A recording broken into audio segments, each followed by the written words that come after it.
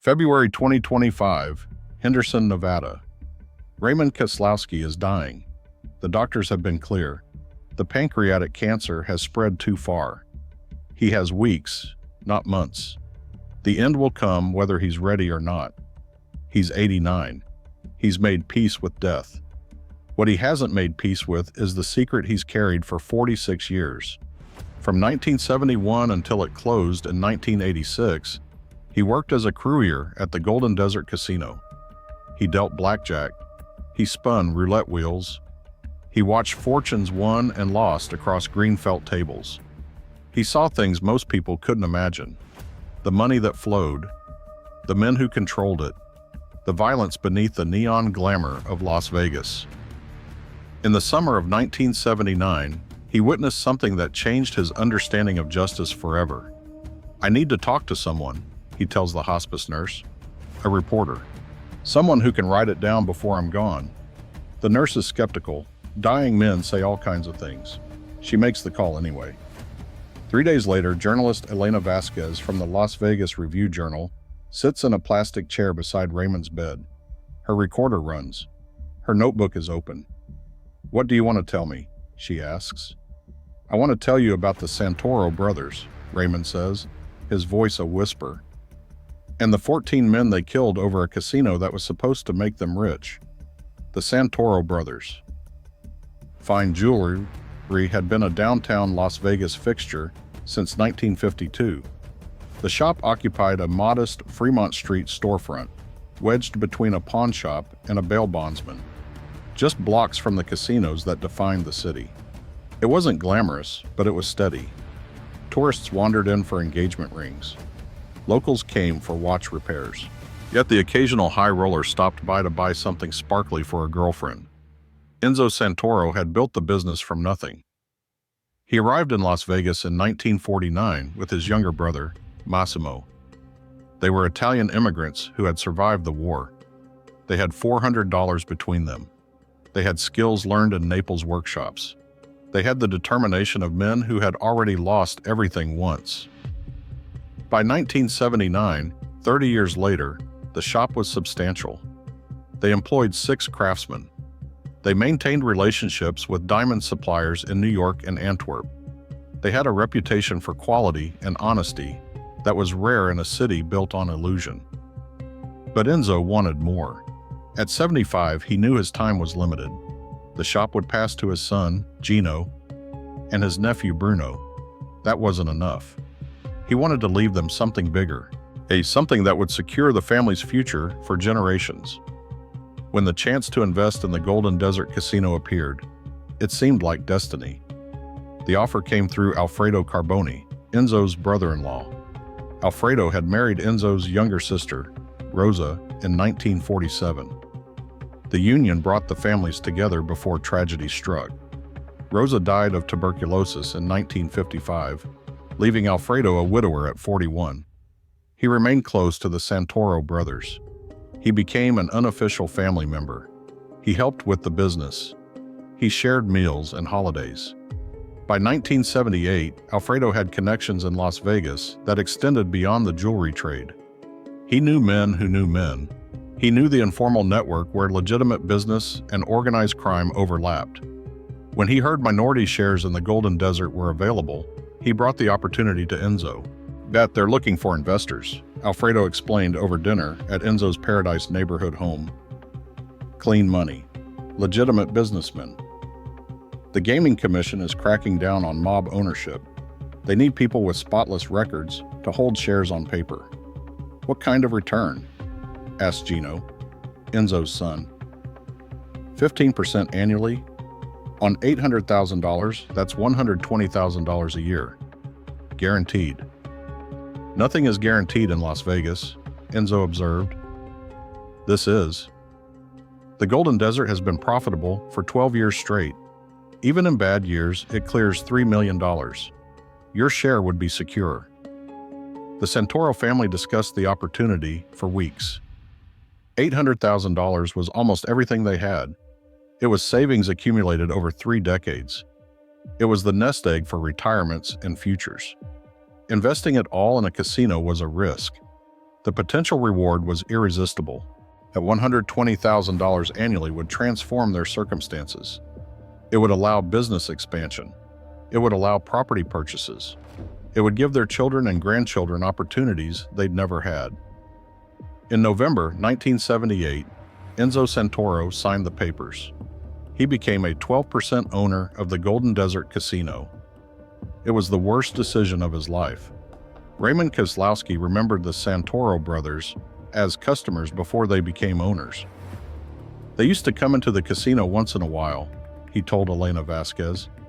Not gamblers. Mr. Enzo didn't believe in gambling. But they'd walk through. They'd look at the operation. They'd ask questions. I think they were doing research before they invested. Did they seem concerned about anything? Not at first. They were excited. You know, the American dream. Immigrant family buys into a casino, becomes part of the Las Vegas establishment. You could see it in their eyes. When did that change? Raymond was quiet, gathering strength. Around March of '79, that's when they started asking different questions. Not how does this work questions. Where does the money go questions. They'd been expecting their first quarterly payment. It didn't come. Management said the casino had a bad quarter. They said they'd make it up later. But Mr. Enzo didn't believe it. Why not? Because he'd been watching. He came in almost every night. He sat at my table. He played small stakes while he watched the room. He counted customers. He estimated handle. He did math in his head. The numbers he calculated didn't match what management was telling him. Enzo Santoro had not survived the Second World War by being naive. From 1943 to 1945, he worked for the Office of Strategic Services, the CIA's predecessor. He was a specialist in document forgery.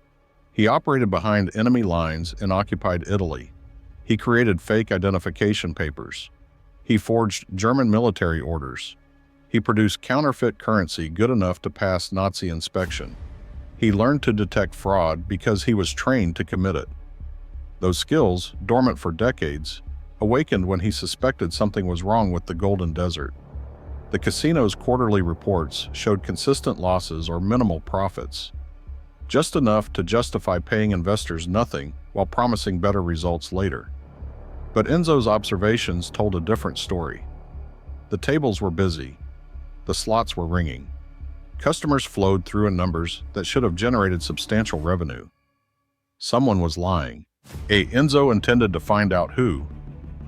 I need to see the real books, he told his son, Gino, in May 1979. The ones they're showing us are fiction. How do you know? Because I used to write fiction for a living. I know what fabricated numbers look like. Enzo pulled out a notebook filled with his calculations. Estimates of table game revenue, slot machine drop, food and beverage sales. By my count, that casino should be generating at least $5 million in profit annually. They're telling us it barely breaks even. Where's the money going? You think they're skimming? I know they're skimming. The question is who and how much. Gino understood immediately. Skimming, removing cash before it was counted and reported, was how the mob extracted money from Las Vegas for decades. If the Golden Desert was being skimmed, their investment was worthless. At the profits they were promised were being stolen before distribution. We should go to the Gaming Commission, Gino suggested. And say what? We're minority investors who think we're being cheated. They'll laugh us out of the building. We need proof. How do we get proof? Enzo smiled, a cold expression his son rarely saw, the same way I got proof of German troop movements in 1944. Patience, observation, access to the right documents. The infiltration began in June 1979.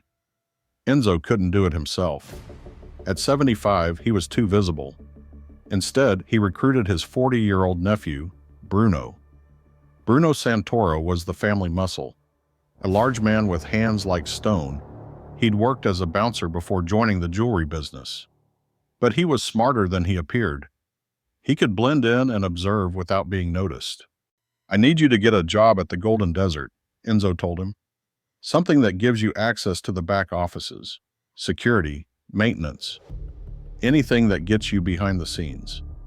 They'll run a background check. Let them. You're clean. No arrests, no mob connections, just a working man looking for a job. Your last name is Santoro, but there are 1,000 Santoros in this country. They won't connect you to us unless you give them a reason. Bruno applied for a night security guard position. His size and demeanor made him a natural fit. 2 weeks later, he walked the Golden Desert corridors with a badge and a flashlight. What he discovered confirmed Enzo's suspicions. The casino maintained 2 sets of books. The official records, shown to investors and regulators, documented a marginally profitable operation. Behind a locked third-floor storage room door, Bruno found a second set. The Golden Desert was generating over $7 million in annual profit. More than $4 million was being skimmed. It was removed from count rooms before official recording. It was transported to Chicago by twice-monthly couriers. It was distributed to mob bosses who never appeared on any ownership document. The Santoro investment was being systematically looted. The men doing the looting had no intention of ever paying what they owed. Elena Vasquez stopped the recording. Mr. Kozlowski, you're describing serious crimes. Skimming, fraud, organized crime involvement. If you knew about this at the time— Everyone knew, Raymond interrupted. Everyone who worked in Vegas casinos knew what was happening. The skim was an open secret. But knowing and proving are different things. So proving usually got people killed. So what did the Santoros do when they discovered the truth? At first, nothing. They kept watching. They kept documenting. They kept building their case. Mr. Enzo was patient. He'd spent 2 years behind enemy lines in Italy, waiting for the right moment to act. He wasn't going to rush into something that could get his family killed. But eventually they did act. Eventually, they had no choice. In July of '79, someone figured out Bruno was connected to the Santoro investors. They beat him half to death in the parking lot. They left him with a message. Forget about the money. Forget about the casino. Or the whole family would end up in the desert. That was the trigger. Mr. Enzo had been willing to accept being cheated. It was Vegas. It happened. But nobody beat his nephew. Nobody threatened his family. Raymond's eyes grew distant. That's when he stopped being a jeweler and started being what he'd been in the war. What was that? A killer. A professional, methodical, patient killer who knew how to make people disappear without leaving traces. The attack on Bruno Santoro occurred on July 14, 1979. He was found unconscious in the employee parking lot behind the Golden Desert. His face was swollen beyond recognition. 3 ribs were cracked. His left arm was broken in 2 places. A security camera that should have captured the assault was malfunctioning. No witnesses came forward. The message was simple. A playing card, the ace of spades, was tucked into his shirt pocket. In Las Vegas language, it meant death was coming. Enzo got the news at 3 a.m. from a hospital call. He drove there with Gino, Massimo, and Alfredo, the 4 men who formed the family core. Bruno was conscious but barely coherent. His words were slurred by pain medication and jaw swelling. They knew, he managed to say. Knew I was looking. Someone told them. Who did this? 4 men. Didn't see faces. Said it was a warning. A warning for what? To forget the money. To forget everything. Bruno grimaced as pain shot through his ribs. Said if we didn't, we'd all end up like this. Or worse. Enzo sat beside his nephew's hospital bed for hours. He held his hand. He said nothing. His face was expressionless. The same mask he wore in Italy when German patrols passed within feet of his hiding places. When dawn broke, he stood and addressed his family.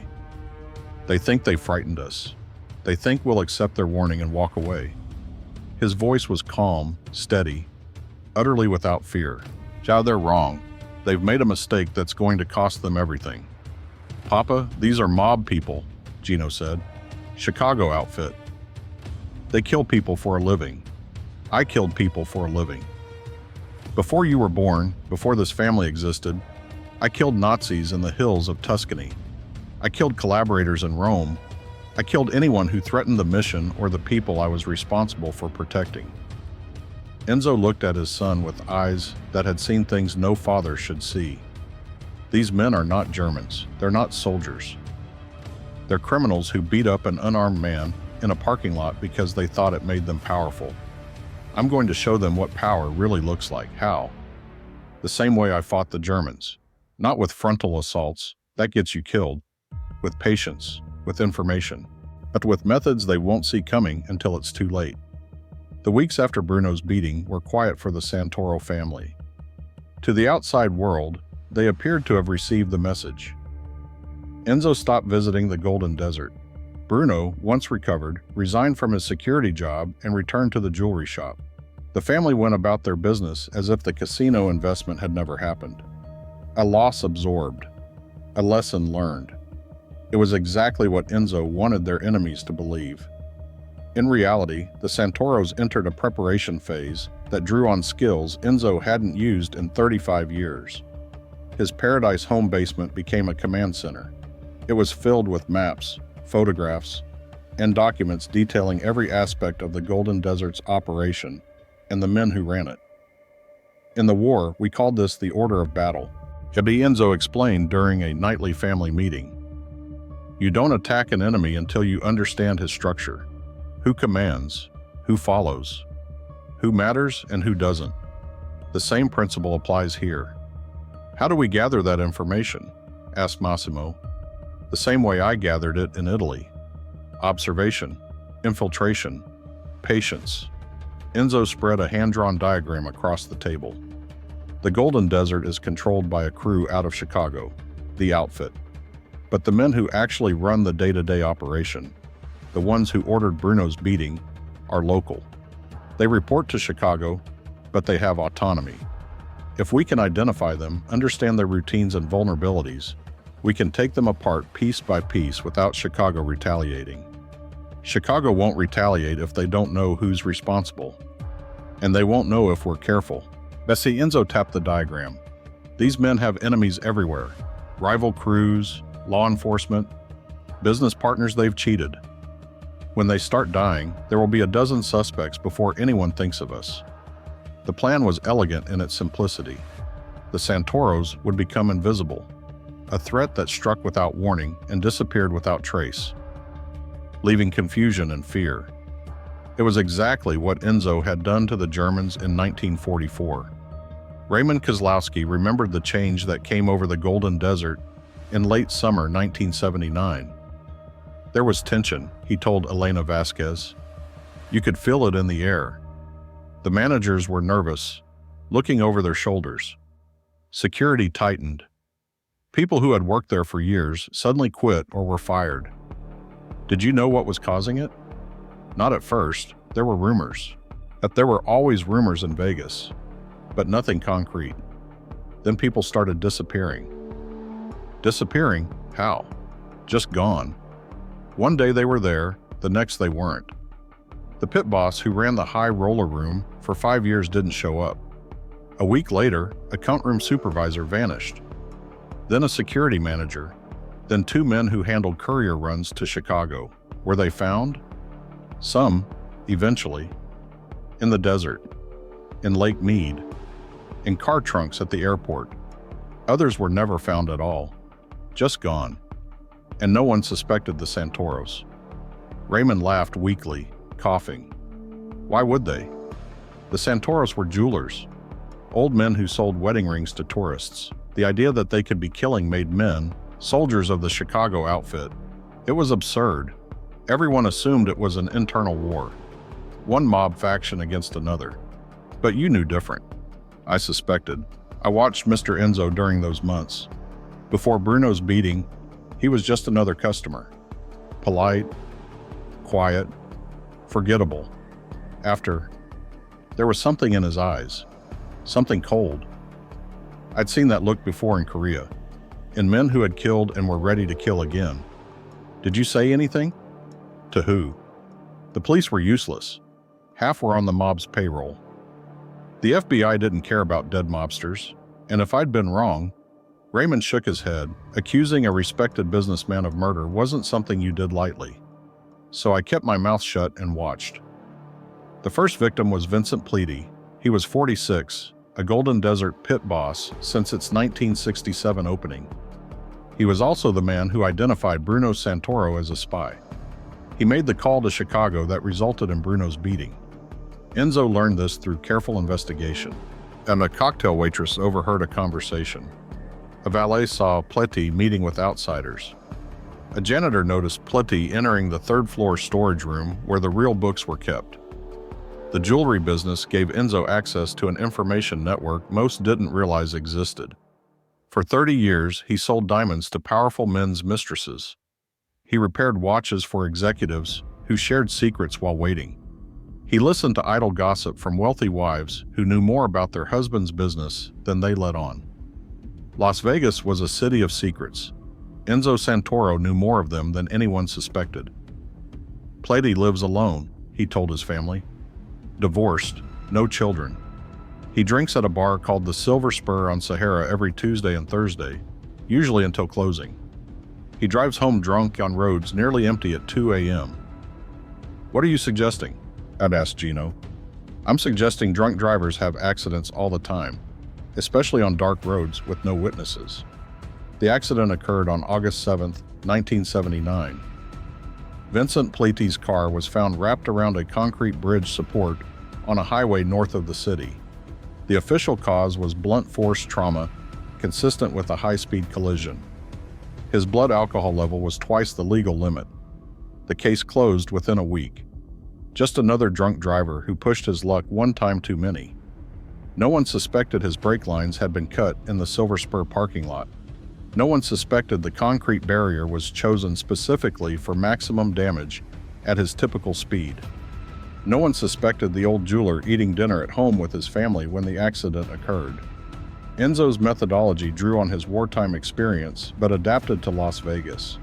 In Italy, he worked with partisans who specialized in sabotage and assassination.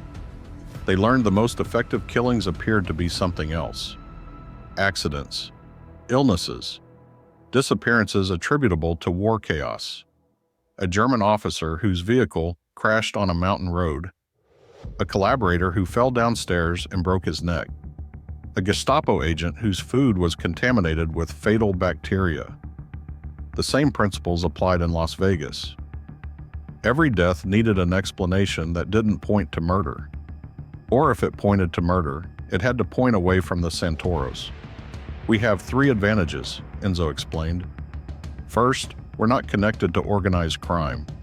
No violence history, no criminal records, no known associations with anyone who might commit these acts. Second, we have access to information others don't. Through the jewelry business, and through our customers, through decades of relationships. Third, we have skills nobody knows about. The things I learned in the war I never told anyone, not even your mother, God rest her soul. What kind of skills? Asked Bruno, his face still bearing faded bruises. Chemistry, mechanics, the art of making things look like something they're not. Enzo's voice was matter-of-fact, as if discussing gold alloys or watch mechanisms. In the jewelry business, we work with acids, solvents, compounds that can be deadly if misused. We understand precision mechanics, how things work, how they can be made to fail. I spent 2 years creating illusions that fooled Nazi intelligence. Fooling Las Vegas criminals will be considerably easier. The family listened in silence, absorbing a side of their patriarch they never knew existed. There will be no guns, as Enzo continued. Guns are traceable, noisy, obvious. Every death must have an alternative explanation. Accident, illness, suicide, disappearance. We will become ghosts, striking without warning, vanishing without trace. By the time anyone realizes what's happening, it will be too late. The second victim was Marcus Calabro, the security manager who orchestrated Bruno's beating. Calabro was 52, a former Chicago police officer dismissed for corruption, who found a second career as outfit muscle. He was large, physically intimidating, known for brutality and absolute loyalty. He was also diabetic. Enzo discovered this through a conversation with Calabro's ex-wife, who still came to the jewelry shop to have her watch cleaned, a habit from her married years. During one visit, she mentioned offhandedly that her ex-husband was killing himself slowly, refusing to manage his condition, eating and drinking as if the diabetes didn't exist. "He'll be dead in 5 years," she said bitterly, "either from the disease or from someone he's crossed. I just hope I'm not the one who has to identify the body." Enzo filed this away and researched insulin, how it worked, what happened with too much, how difficult it was to detect post-mortem. The answer was encouraging. Insulin overdose caused hypoglycemia, dangerously low blood sugar, leading to confusion, seizures, coma, and death. It was often mistaken for a diabetic crisis, especially in patients who poorly managed their condition. Insulin broke down quickly in the body, making it nearly impossible to detect if autopsy was delayed slightly. The challenge was administration. Insulin had to be injected, which meant getting close to Calabro without arousing suspicion. Gino solved the problem. Calabro has a regular girl, a cocktail waitress named Sandra, who works at the Tropicana. She comes to the shop sometimes, bought earrings for her mother's birthday last year. If I talk to her, find out her schedule with Calabro. Can she be trusted? She hates him.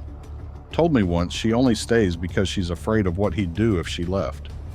If we offered her a way out, approach her carefully. Make no promises you can't keep. Make no threats. Just understand her situation.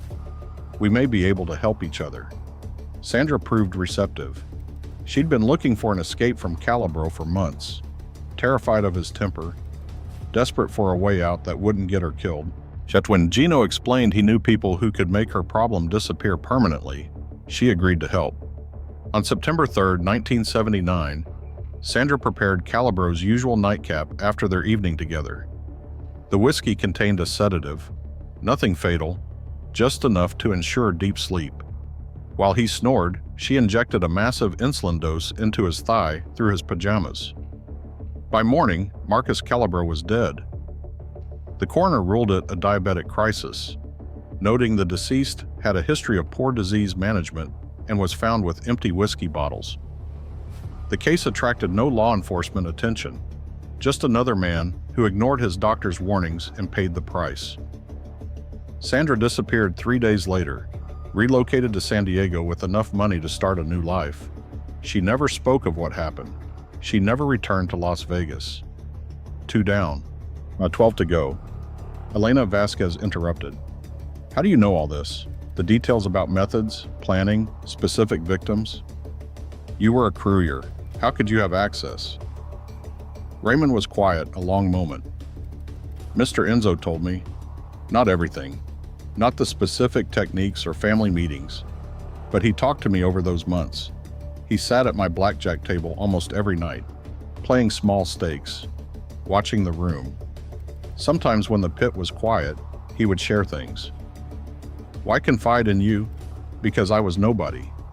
A courier making $8 an hour, invisible to the men who ran the casino. And because," Raymond paused carefully, "because he needed someone to know, someone outside the family who could tell the story if anything went wrong.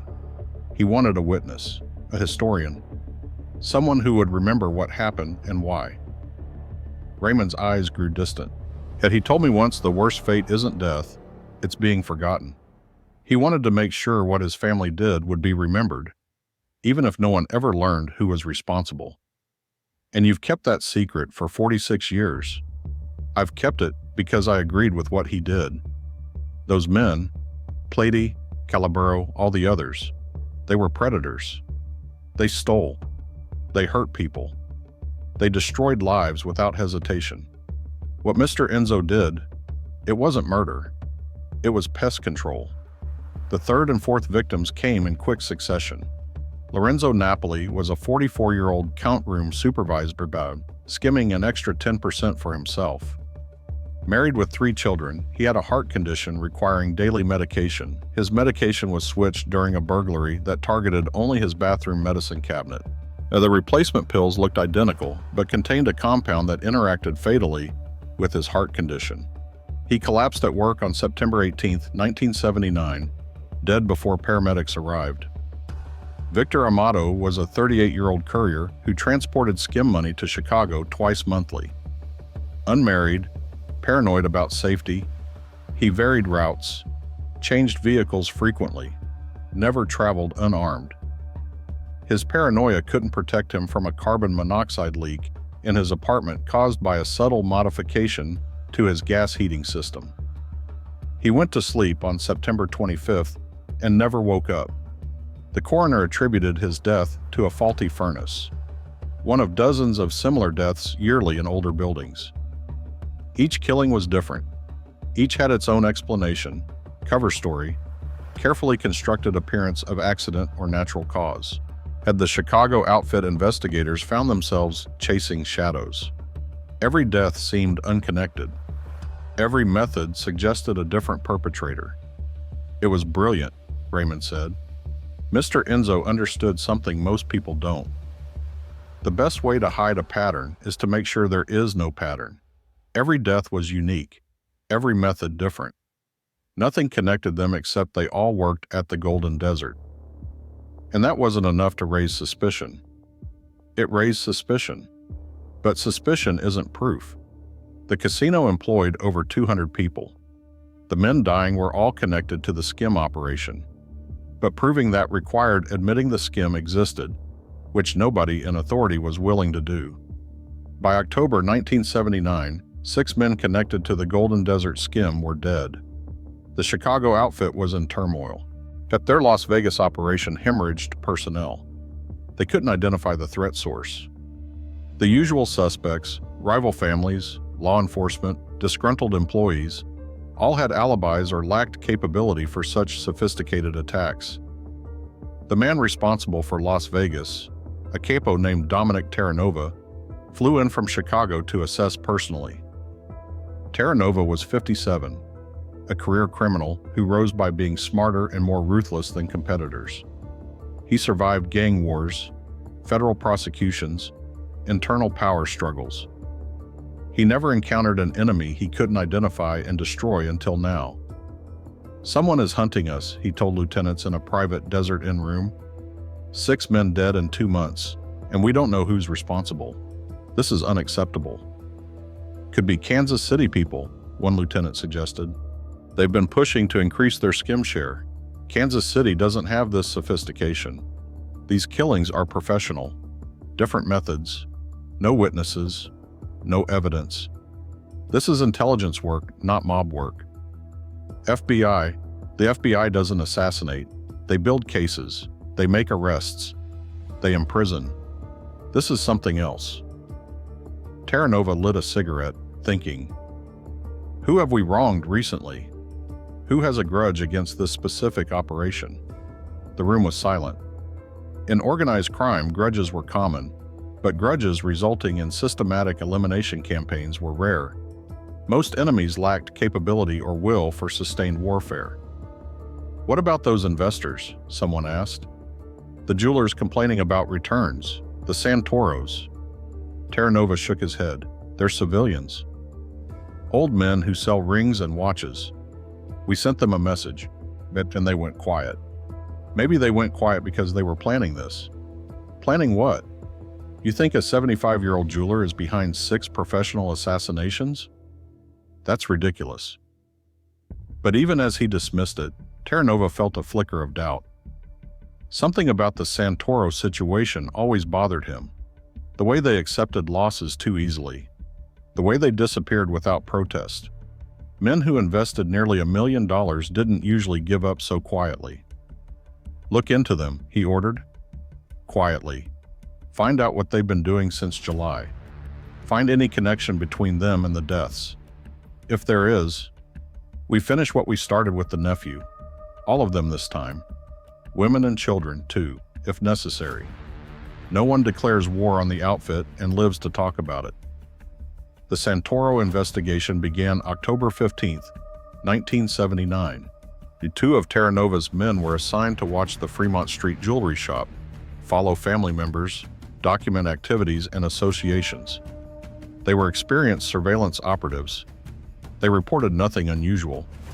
Enzo went to work, went to church, visited Bruno. Gino ran the shop, met suppliers, had dinner with his wife and children. Massimo did repair work in the back room, his arthritis-swollen hands still capable of delicate manipulation. Alfredo helped customers, flirted harmlessly with browsing married women. It was a picture of quiet, ordinary life. What investigators didn't see was activity between their shifts.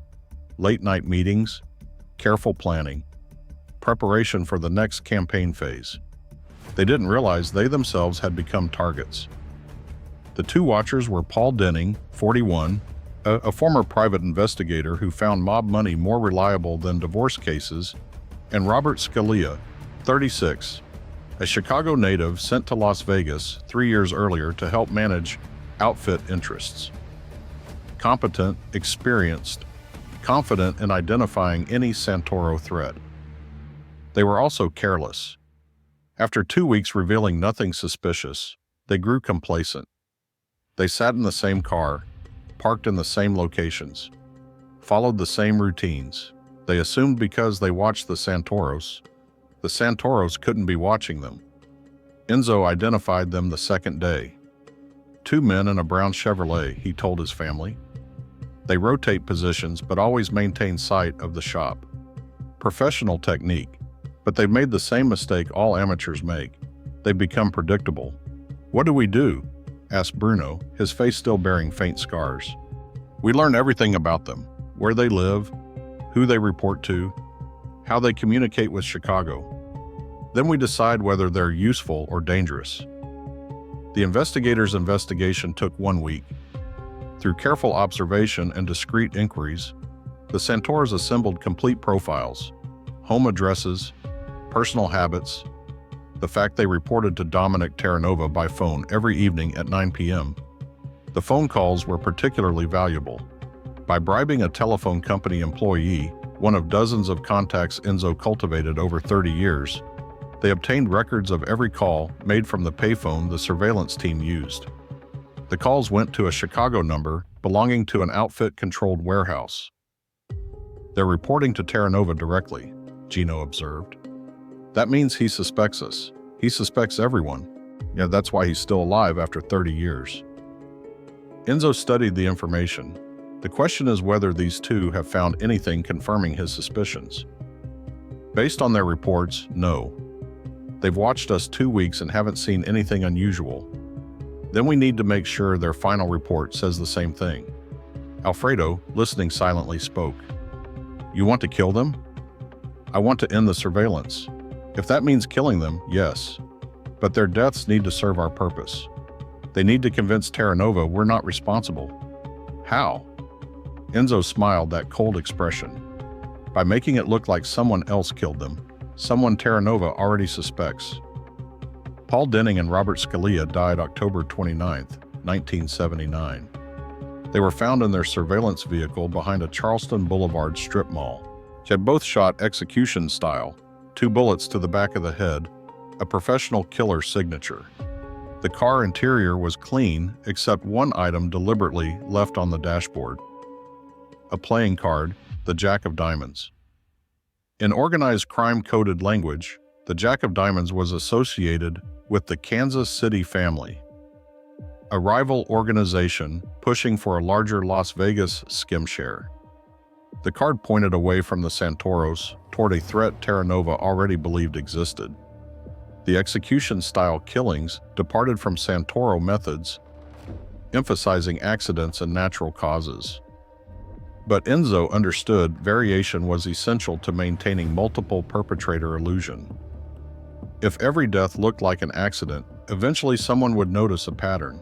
Introducing a different method clearly pointing to mob involvement reinforced the narrative that the Golden Desert was caught in a gang war. Terranova received news within hours. "Kansas City," he concluded immediately, staring at the recovered Jack of Diamonds. "Those bastards are making a move. Should we retaliate? Not yet.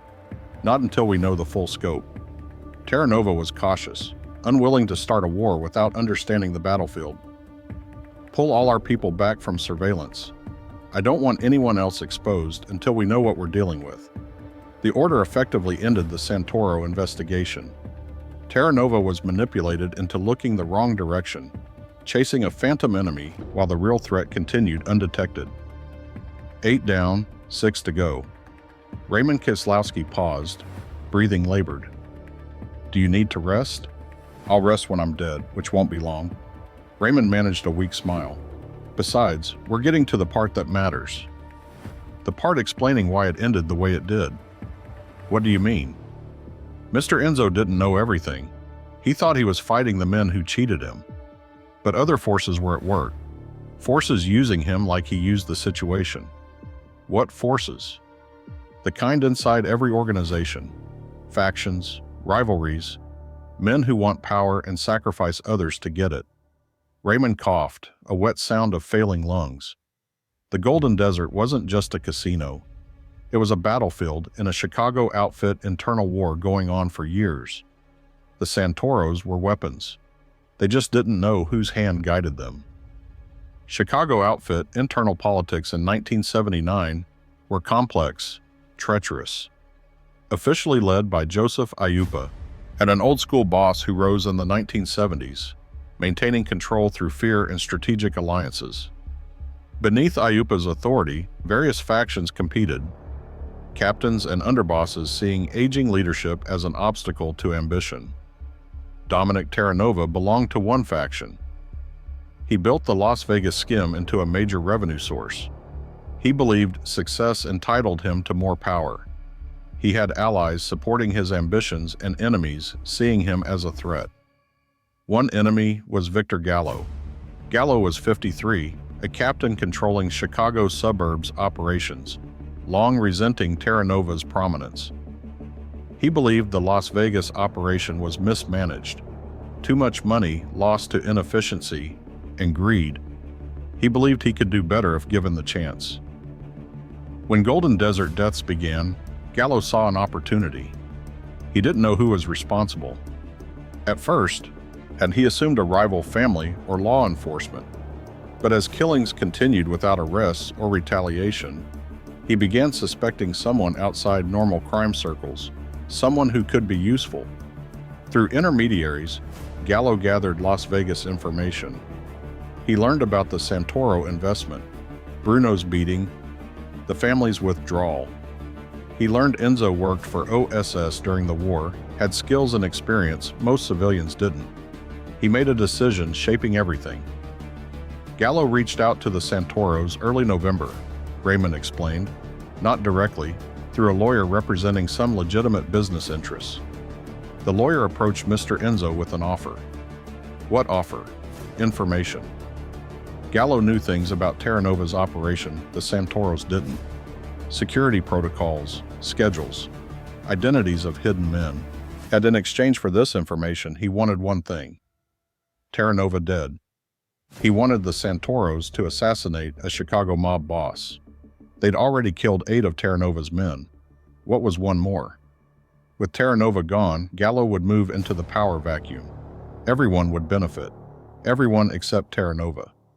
But Mr. Enzo wasn't naive.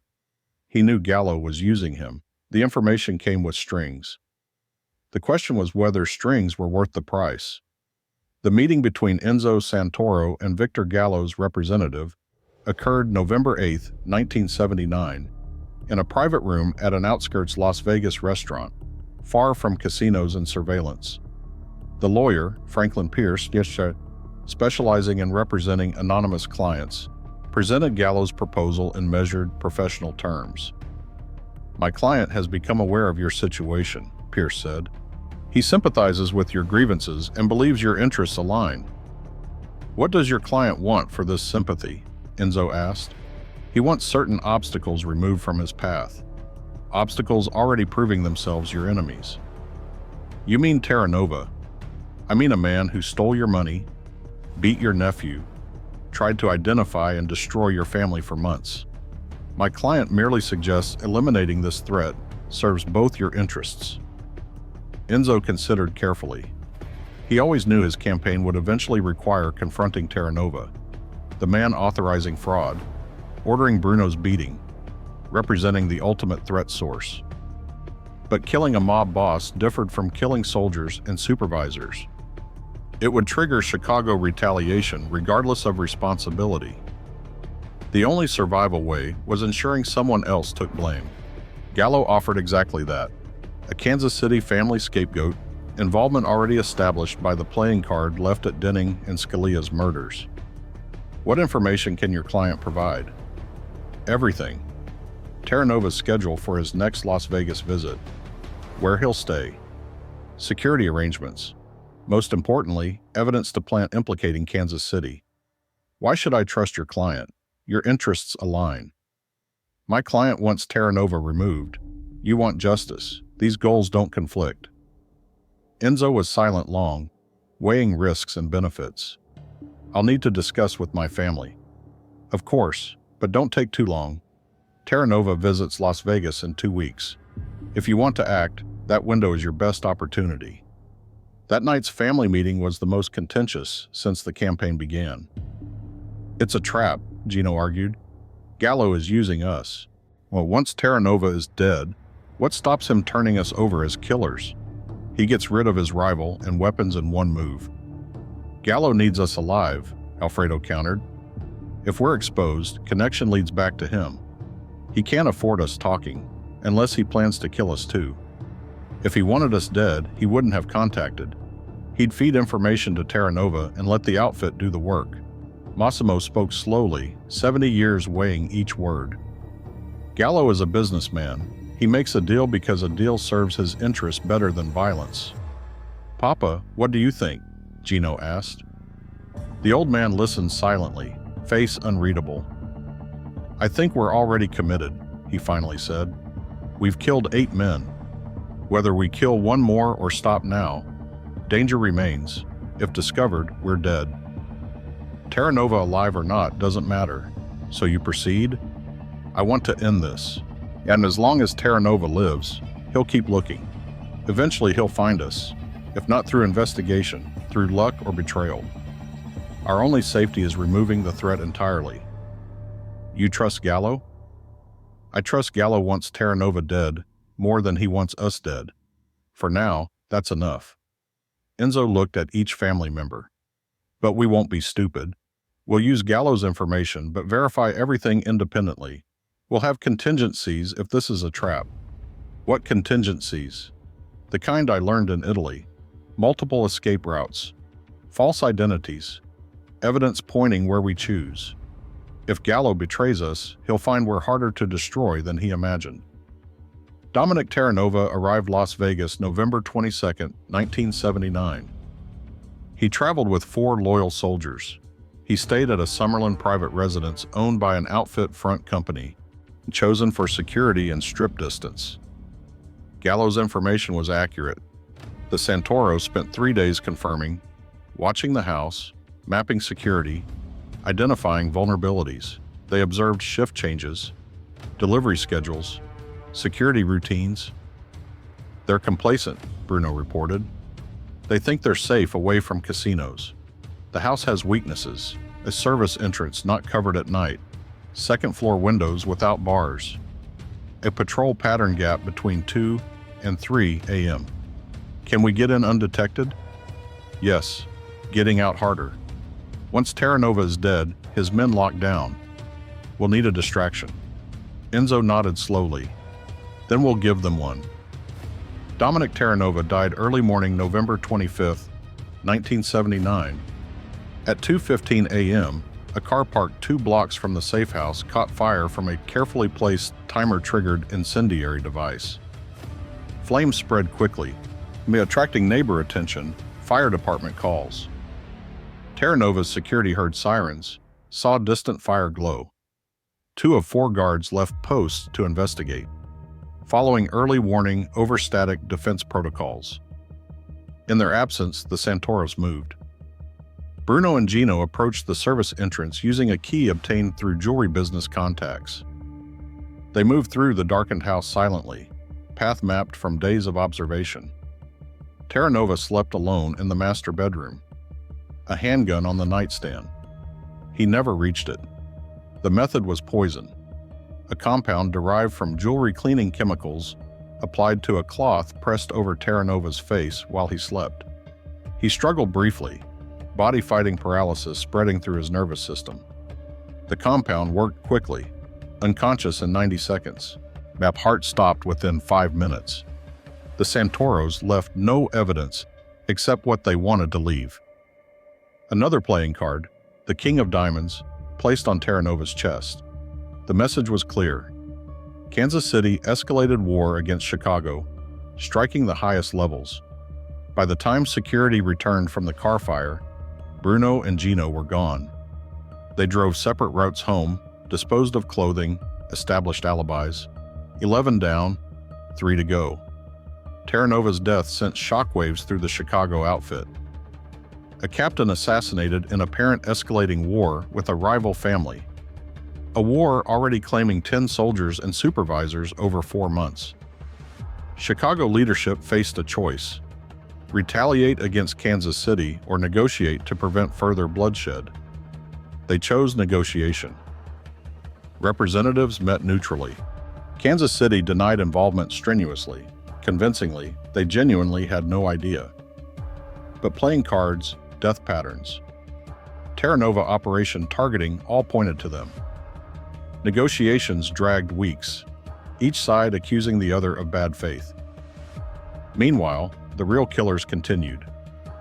The 12th victim was Carmine Luciano, Terranova's underboss, assuming temporary Las Vegas control. He died December 3, 1979, apparent suicide. Body found in a hotel room, gunshot to the head, a note confessing to outfit embezzlement. The note was an Enzo Santoro forgery, using skills unused since 1945. Good enough to fool handwriting experts. Good enough to provide plausible explanation for a death otherwise raising questions. The 13th victim was Anthony Belmont, a skim money courier. He disappeared December 10th. His car found abandoned at an I-15 rest stop. Body never recovered. Assumption, killed by Kansas City operatives as a Chicago message. Reality remains beneath a Henderson House foundation under construction by a contractor owing the Santoros a favor. Raymond Kozlowski's voice weakened nearing conclusion.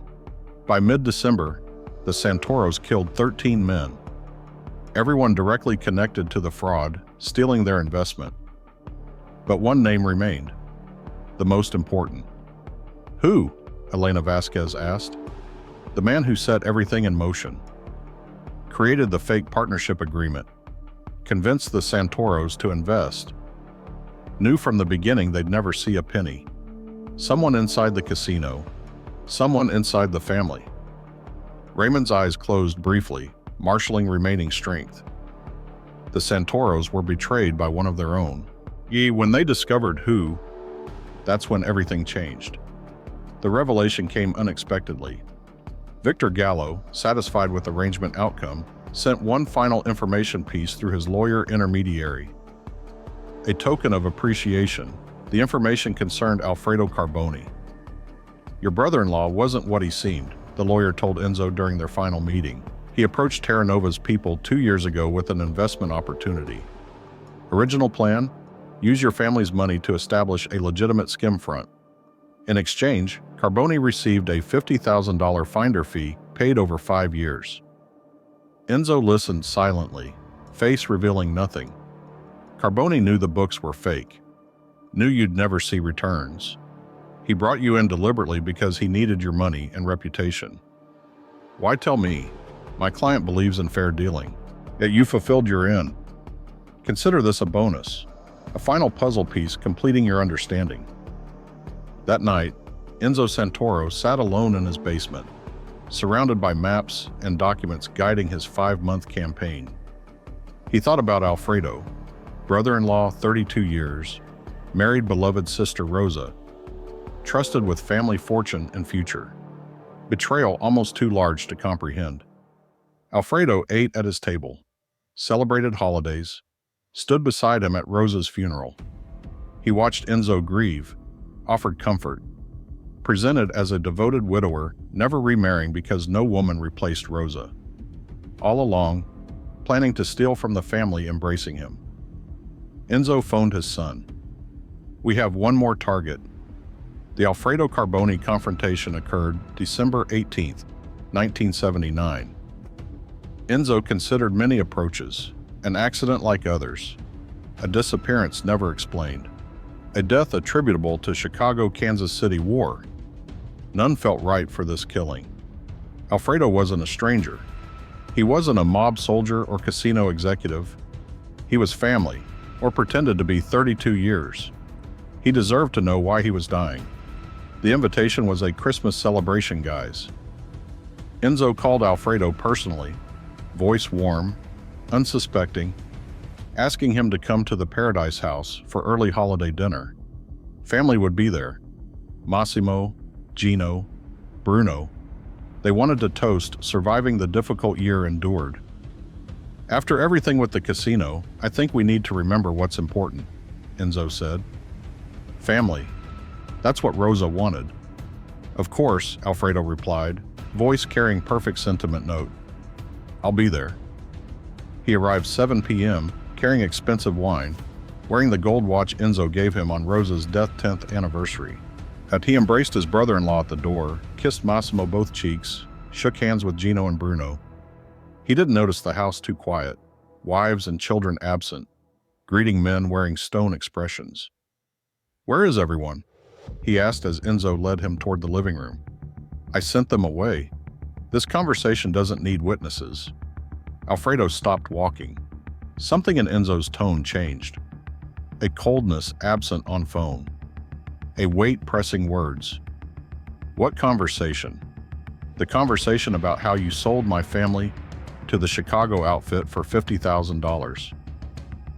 Blood drained Alfredo's face.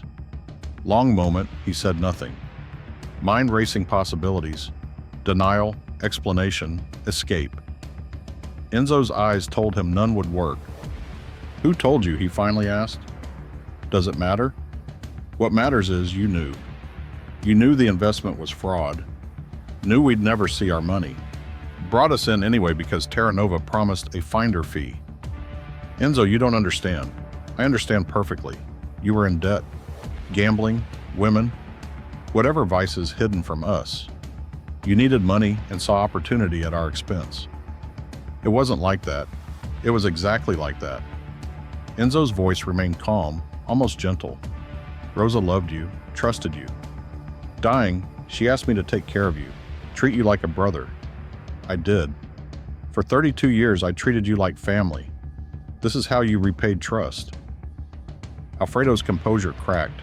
Tears streamed. Shame, fear, realization no way out of room walked into. "Please," he said. "Enzo, please. I made a mistake. I was desperate. They offered a solution. You never thought we'd find out. Never thought consequences." Enzo stepped closer, voice dropping to whisper. "Bruno spent 3 weeks hospitalized because of your mistake. My family spent 8 months living in fear because of your greed. 13 men dead because of what you set in motion. I didn't know it would go this far. Of course not. You thought we'd accept loss, move on, forget money. You didn't understand what you dealt with." Enzo reached into his pocket, withdrew a small vial. "Same compound killing Terra Nova. I learned things in war hoping never to use again. Learned how to kill men deserving death. You, Alfredo, deserve death more than any. Please, for Rosa's memory, don't you dare speak her name." For the first time, genuine anger broke Enzo's controlled facade. "You dishonored her memory the moment you decided to betray her family. Everything since she died. Grief, loyalty, dedication, all performance keeping us from seeing what you really were." Alfredo fell to knees, hands clasped supplication. "I'll leave.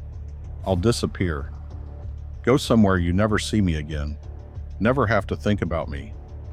Please, Enzo, please. I'll think about you my whole life. Remember my sister married a man selling her family for money." Enzo nodded to Bruno, who stepped forward, seized Alfredo's arms. But I won't think long, because minutes, you'll be dead. After, I'll try remembering the man I thought you were, not the man you actually are.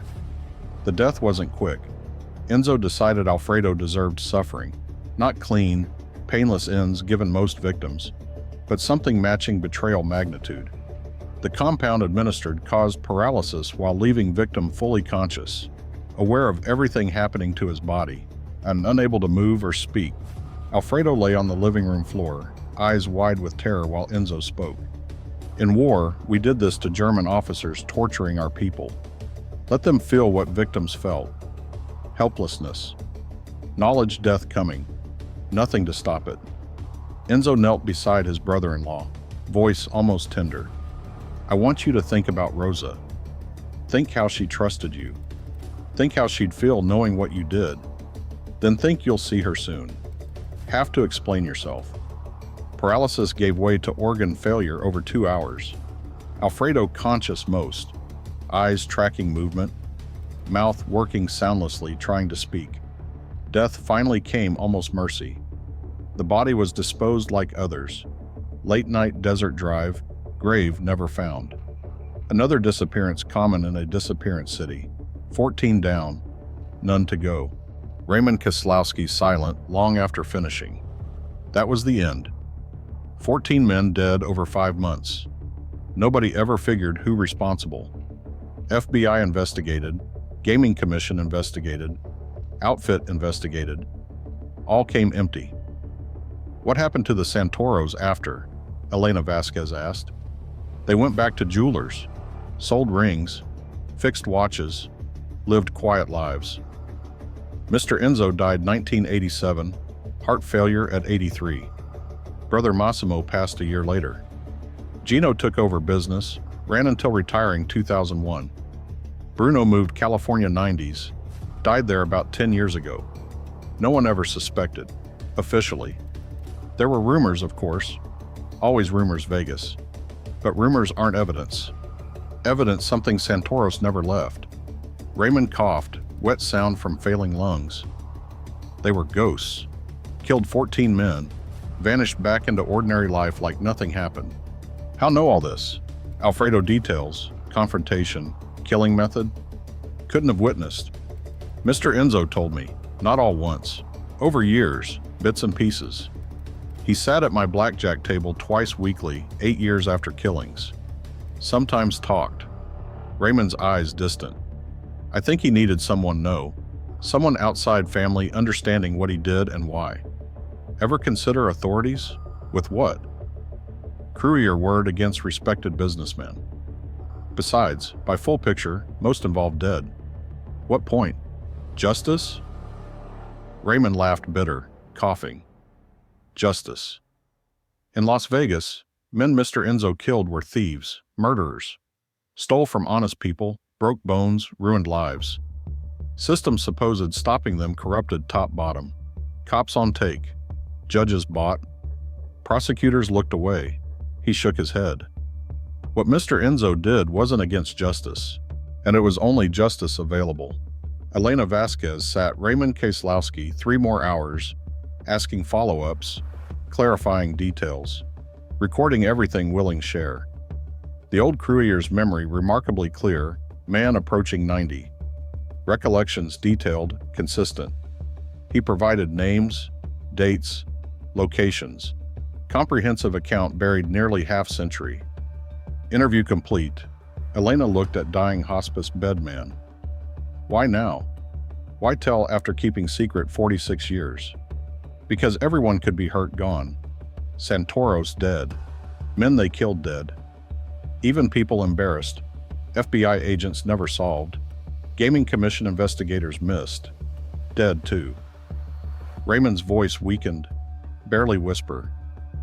And because wanted someone know before died. Wanted truth exists somewhere, even never published. Want me publish?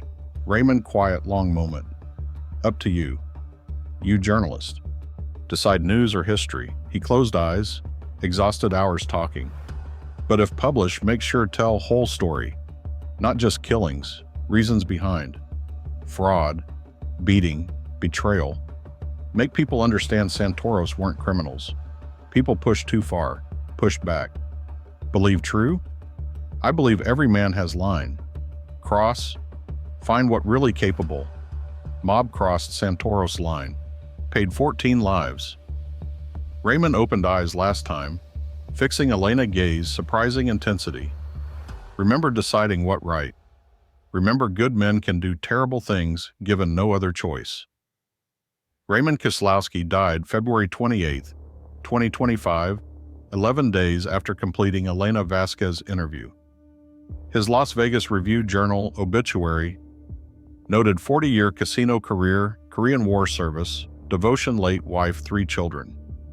No mention stories shared final days, secret carried since 1979. Elena wrestled weeks with gathered information, verified possible public records, death dates, Golden Desert ownership structure, victim names. Much Raymond told consistent documented history. Much impossible verify, killing methods, Santoro family internal dynamics, Alfredo Carboni betrayal, all rested solely dying man testimony claiming heard another dead man. Not enough news article, enough something else. May 2025, Elena began writing a book, Organized Crime Las Vegas Historical Account, devoting 3 chapters, 1979 events. She framed Santoro Story 1, several Golden Desert deaths theories presenting Raymond's account alongside other explanations offered years. Published September 2025, modest commercial success. Las Vegas Review-Journal reviewed thorough, engaging city built on secrets history, praised research, and willingness exploring uncomfortable gambling industry, past truths. Santoro family chapters attracted particular attention. Readers debated Raymond account credibility, argued whether killings accomplished jeweler family, speculated bodies never found. Some dismissed fantasy, dying man imagination wanting leave behind more interesting life dealing cards. Others found compelling, pointing documented facts, supporting Raymond narrative, investment, deaths, unsolved cases lingering decades. Truth, always Las Vegas elusive. Santoro Brothers. Fine jewelry closed 2003 after 51 years, Fremont Street operation. Gino Santoro, founding generation last, decided time retire. Neighborhood changed. Fremont Street pedestrian mall covered massive LED canopy. Old casinos replaced tourist attractions. Chain restaurants. An intimate personal business father built no longer fit new Las Vegas. Shop fixtures. Remaining inventory sold auction. Building demolished 2007 parking structure. Nothing physical remains Santoro Las Vegas presence except photographs, memories. Legacy endures other ways. Golden Desert Casino closed 1986. Gaming Commission mob influence crackdown casualty. Building stood empty years before demolition modern resort. Site now occupied budget tourist hotel. Guests unaware history beneath feet. Chicago outfit. Las Vegas presence effectively ended early 1990s. Federal prosecutions finally bringing down men controlling skim decades. Mob-controlled casino-era past history. Replaced corporate ownership. Strict regulatory oversight. Victor Gallo, providing Santoros information. Terra Nova's death exchange. Rose outfit prominence following rival elimination. Controlled Chicago operations nearly decade before own death. 1991. Shot unknown assailant outside Cicero, Illinois, restaurant. Killing never solved. Some speculated Terra Nova death payback finally delivered 12 years. Others suggested Gallo made too many enemies, rising power. Organized crime world. Violent ends more common peaceful. Elena Vasquez received unexpected visitor 3 months after book published. Man 60s appeared her Review-Journal office. Introducing Thomas Santoro. Gino grandson, Enzo great-grandson. Read book, wanted talk. I didn't know any, Thomas said, sitting across conference room. Grandfather never spoke. Father never mentioned. Family history grew up sanitized, I suppose. How Phil learned. Thomas quiet long moment. Don't know. Part horrified. That great-grandfather killed 14 people, difficult process. But another part understands why. They stole, beat nephew, threatened family. Does understanding make acceptable? Don't think anything makes murder acceptable, but think difference murder and self-defense. Murder and justice. Thomas paused. Great-grandfather good man. Everyone knew said. Built business. Raised family. Contributed community. Fact also capable book describes. Doesn't erase good. Makes more complicated. Believe story true. Believe something happened 1979. Dates match. Names match. Circumstances match. Whether exactly source described. Thomas shrugged. Don't think ever know certain. Believe essence true. Great-grandfather pushed too far. Pushed back. What do with information? Nothing. What do? Everyone involved dead. Crimes, if crimes, never prosecuted. All can do remember, try understand. Thomas stood leave, paused door. One thing want know, whatever great-grandfather did, never talked. Not children, not grandchildren, not anyone except source. Kept hidden ashamed. Ashamed killing. Ashamed necessary. Ashamed lived world. Man become killer, protect family. Thomas' voice carried inherited sorrow weight. Real tragedy story. Not deaths, cost man caused. Great-grandfather spent last 8 years carrying burden nobody knew. Mourning actions nobody forgive. Forgive him? Thomas considered question long moment. Don't think forgiveness mine give. Wasn't there. Didn't suffer suffered. Didn't face choices faced. He opened door, but proud. Proud protected family. Proud never let anyone destroy built. Proud end found way lived done. Left without another word. Elena sat alone conference room thinking story helped tell.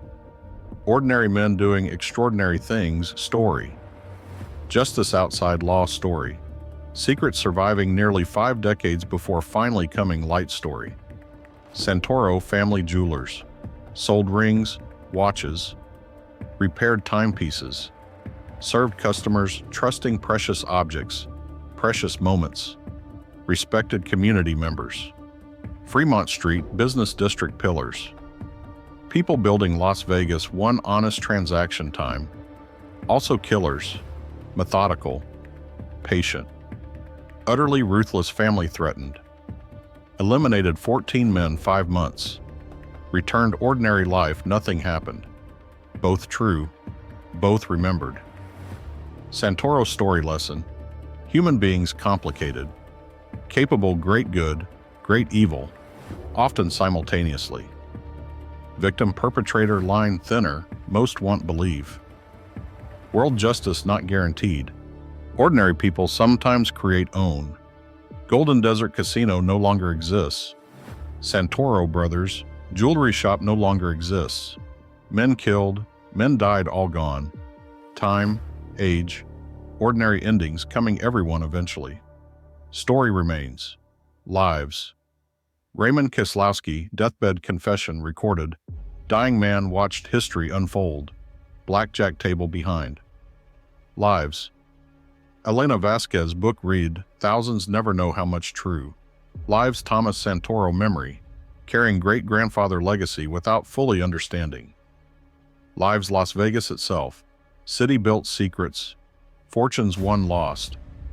Legitimate business organized crime line always blurred. Past ghosts walking Fremont Street, tourists alongside. 14 men died summer, fall 1979.